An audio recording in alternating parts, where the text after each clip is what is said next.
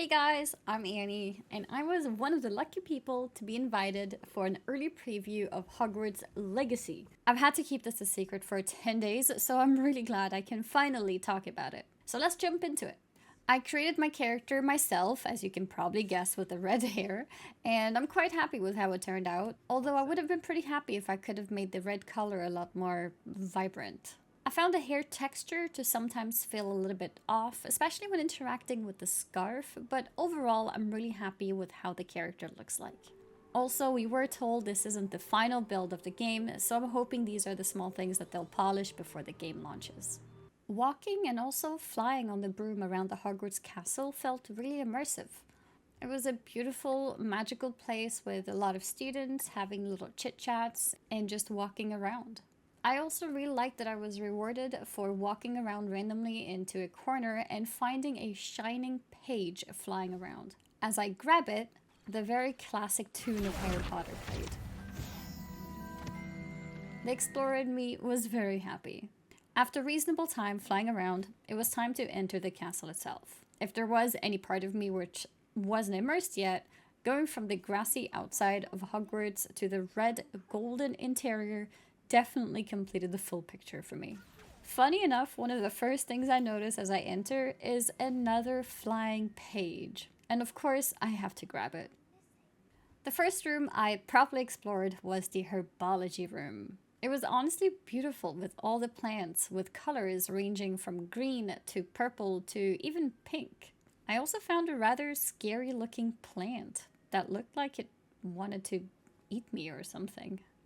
Next up, it was time to explore the library. A very large room with high ceilings with lots and lots of books. And of course, there was a shining book again, which of course I needed to catch. But before that, I needed to spin all the globes because you never know, if you touch all of them, maybe something will happen. So just needed to click them all before we miss anything. Oh, I guess this one couldn't be spun. Maybe it's not a globe. Anyways, after this we go upstairs and start chasing the page again. Ah, there it is. Wait. I think it's lost again. Where is it? I swear, it was here somewhere. Ah, there it is. Yep, and we catch it. Now I'm happy, and we can move on. Something I found cool about the game when just running around and exploring were the randomly placed minigames or side missions. One of these I found outside in the courtyard, and I walked up to a student who was next to a little platform with balls, and a minigame started. The game reminded me a little bit of curling. The main point of it is to grab a ball towards you without pushing it too hard so it doesn't fall off the platform. And you get points accordingly. Inside the castle, I found another side mission, which started with this girl standing in front of a frame. Talking to her, she talks about how these weird frames without pictures have been popping up around the castle, and that in itself started a little minigame or side mission, if you like, to find more of these frames to see what secrets are hiding behind them. I should look around in case it's nearby. After enough time playing around, it was time for the real deal. Time for combat. I met with Lucan Brattleby, who provided dueling sessions, where I could practice everything to do with combat. I really enjoyed this part, and God knows I needed it, since I failed the first attempt. In my defense though, I had no idea I could keep spamming my buttons for some filler abilities. I thought I'm stuck with just the main spells. The combat felt very fluid, especially when discovering the filler ability, and interactive.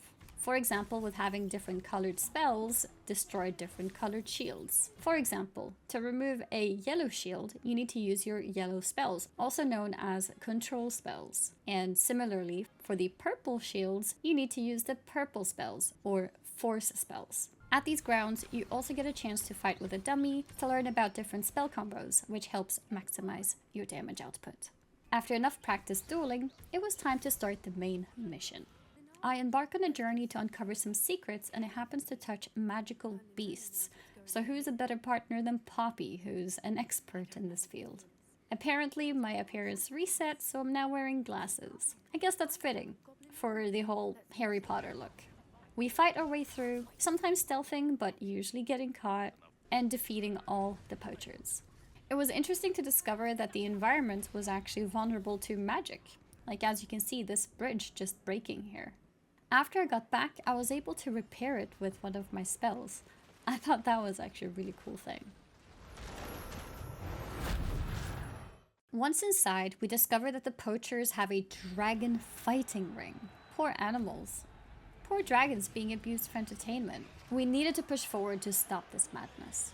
Inside one of the rooms was a dragon egg, and it was locked up in a cage. In order to open it, we needed to solve a tricky puzzle. I struggled to understand how it worked at first, since we were thrown into the game at a very later stage, meaning a lot of these type of mechanics were explained and introduced earlier, which we didn't see.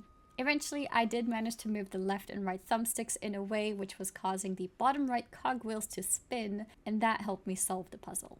I think Hagrid would be really proud of us, saving this poor dragon egg.